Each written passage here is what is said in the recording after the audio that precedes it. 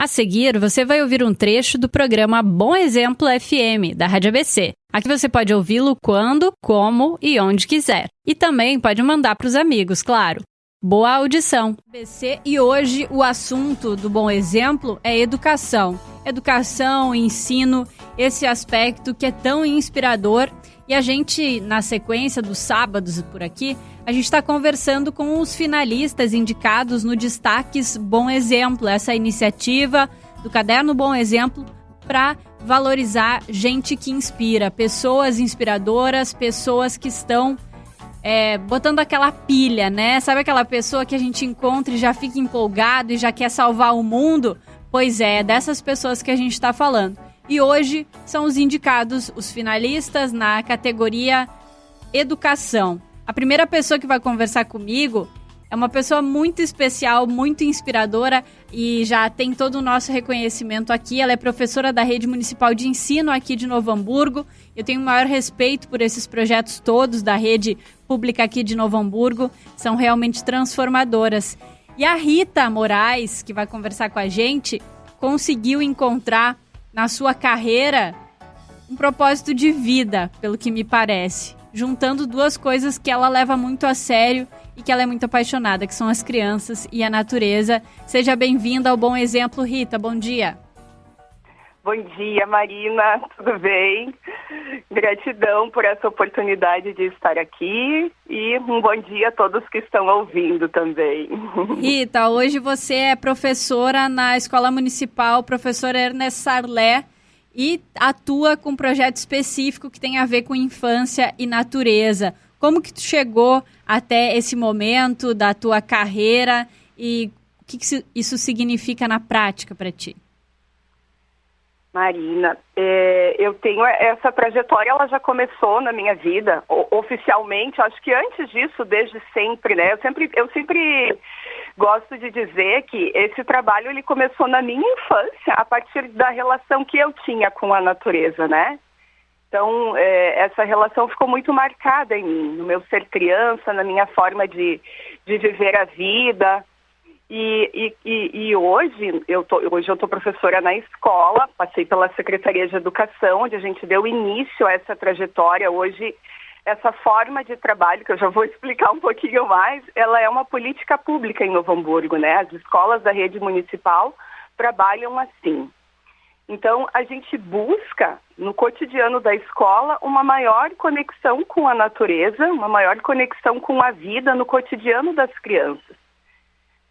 Pensar naquela infância que nós tivemos, nós adultos, essa geração dos 30 para mais, né? Aquela geração que a gente podia subir em árvore, que a gente brincava na rua, que a gente tinha muitos amigos e que as crianças de hoje já não têm mais. E se a escola não oferece isso, elas não terão, o que a gente acredita empobrece muito a infância, né? Então, a gente poder oportunizar isso no dia a dia das crianças, entender uma outra forma de fazer escola, entender que quando a criança brinca num ambiente assim, isso é que vai significar as aprendizagens dela, né? Brincar não se contrapõe a aprender, brincar com a natureza é aprender. A criança fica muito mais instigada no seu cotidiano, né? A ser curiosa, a ser pesquisadora, a desenvolver sua corporeidade, as emoções estão envolvidas, né? Ela vai fazendo as parcerias para os seus projetos. E eu acho que até para a autonomia, para a autoestima dessas crianças, porque sempre tem aquela pessoa que chega num baixinho e pergunta o que tu vai ser quando crescer, sem entender, sem reconhecer que a criança já é algo. Ela não precisa crescer para ser alguém. Então, assim, sempre associando a profissão como sucesso, como se tornar um indivíduo, né? Então, eu acho que isso tudo lida no sentido da autonomia, da autoconfiança dessas crianças também. Isso, esse ponto que tu toca é bem importante, porque é fato que a gente, uma das perguntas que mais se faz para as crianças é o que tu vai ser quando vai crescer. E na sabedoria indígena, que eu vou trazer um pouquinho, eles dizem que esse é o maior desrespeito com uma criança, né? A gente está ignorando tudo que ela já é né? E a gente, às vezes, não permite que ela viva esse bem viver agora, que ela tenha essa liberdade de expressão do seu ser criança. A gente vai, às vezes, querendo trazer para elas, desde muito pequenas, um mundo exclusivamente intelectual, porque esse é o mundo adulto, e esquece que a criança é um todo, esquece que o humano é um todo, né? E a gente só vai ter humanos criativos, parceiros, desenvolvidos, se a criança tiver a oportunidade. É na infância que a gente desenvolve tudo isso, né? Então a gente precisa oportunizar para as crianças. E aí, lá na escola, na rede municipal, o que a gente tenta buscar é esverdeando os pátios, né? Oferecer aquele quintal de vó para que as crianças consigam, a partir de si mesmas, a partir dos seus interesses, a partir das necessidades que elas vão encontrando na relação com os amigos, de elas desenvolverem toda a sua potencialidade, né? A partir de si mesmas, nesse encontro com a natureza, que também convoca muito da criança, da sua autonomia. E como que essa ideia de derrubar paredes ou de não construí-las na infância foi parar num documentário, Rita? Bom, a gente tem o documentário Começo da Vida, né? O Começo da Vida 2, ele está no Netflix, para quem quiser assistir. Então, essa prática da Rede Municipal de Novo Hamburgo, ela está tão consolidada e a gente foi percebendo a seriedade e a qualidade, né? É um processo de muita qualidade na educação. A gente tem muitos estudos na educação infantil hoje que reconhece esse caminho como a forma de desenvolvimento mais potente para as crianças, né? Tanto do ponto de vista da educação, quanto do ponto de vista da saúde, enfim. E esse reconhecimento e esse trabalho ele foi se espalhando pelas cidades da região, ele foi se espalhando pelo Brasil. Acho que Novo Hamburgo foi sempre sendo essa referência nesse trabalho. Nós fomos descobertos pelo Instituto Alana, que também fomenta muito esse trabalho por todo o Brasil e que produziu, né, parceiro na produção do documentário Começo da Vida 2. Então, eles vieram a Novo Hamburgo, conhecer o nosso trabalho, confirmaram a seriedade, a importância, a nossa forma de fazer.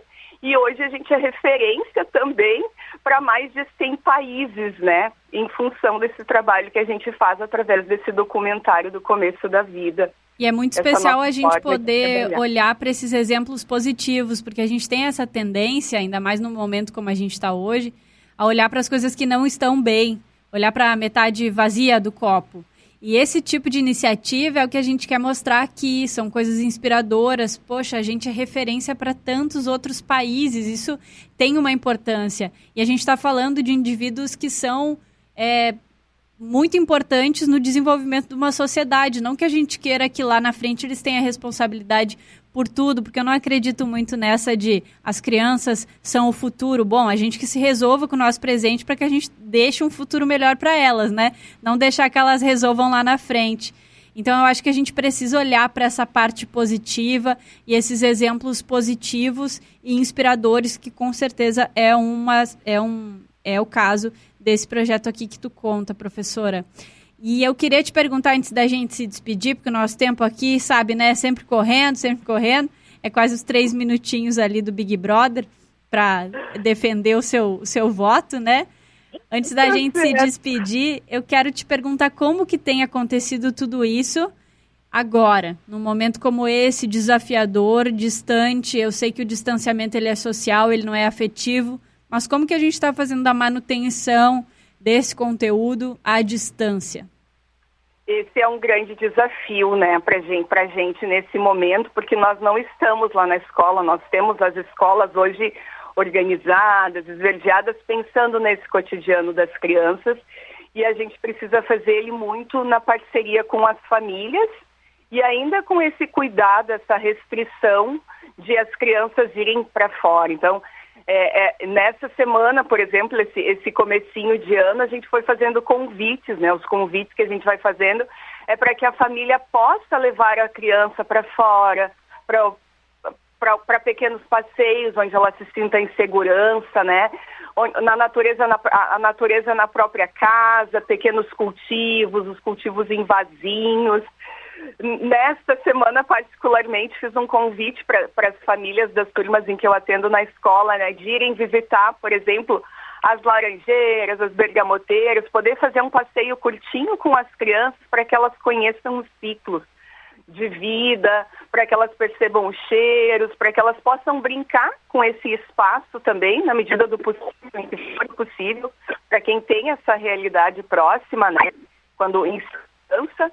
E nesse momento é um pouco mais distante e a gente fica aí na torcida para que passe esse momento, porque as crianças realmente sofrem, eu acho que todos os adultos sofrem com esse momento muito emparedados, mas se a gente olhar para as crianças, elas mais ainda, então a gente precisa, na medida do possível, levar elas para brincar um pouco na praça, para fazer uma caminhada do lado de fora, ou brincar um pouco com a mão na terra. Isso para elas faz toda a diferença, é saúde física e é saúde mental, é saúde emocional. A gente precisa alcançar isso para as crianças de alguma forma nesse momento, mesmo que em menor quantidade, mesmo que muito mais restrito, né? Mas a gente não pode perder essa referência e deixar de oferecer isso para as crianças. Rita Moraes, muito obrigada pela tua participação aqui no Bom Exemplo. É um prazer te ter como uma das indicadas e finalistas nessa categoria da educação. E agora a gente se despede, mas eu quero deixar uma dica que tem a ver com isso nesse nosso quadro especial, com ótimas dicas no streaming, nos livros e para você curtir um bom conteúdo.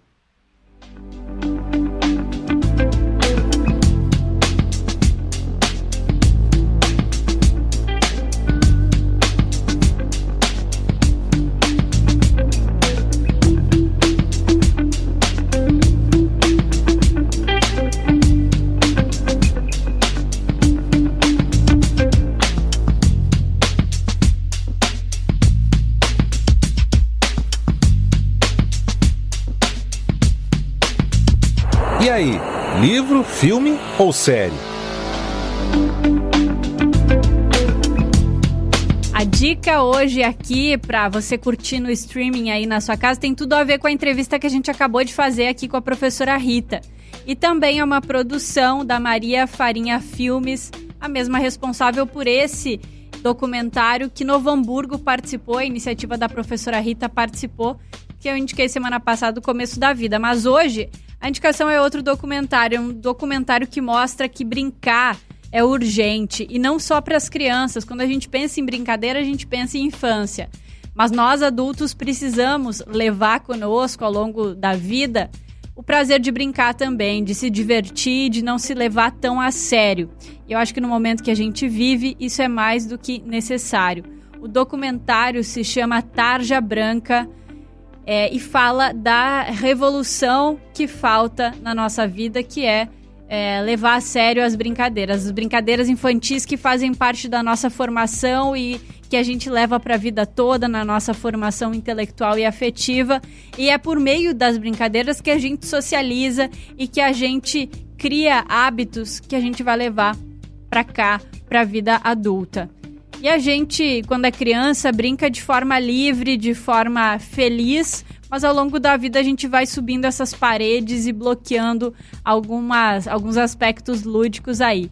Então o Tarja Branca é um filme importante e inspirador para a gente pensar na importância de continuar sustentando esse espírito lúdico, essa criança que existe em nós, e como a gente pode ver vantagens nisso também para a nossa vida adulta. Está disponível no Prime Video, que é o serviço de streaming da Amazon. Então fica a dica desse documentário, Tarja Branca, um documentário de 2014.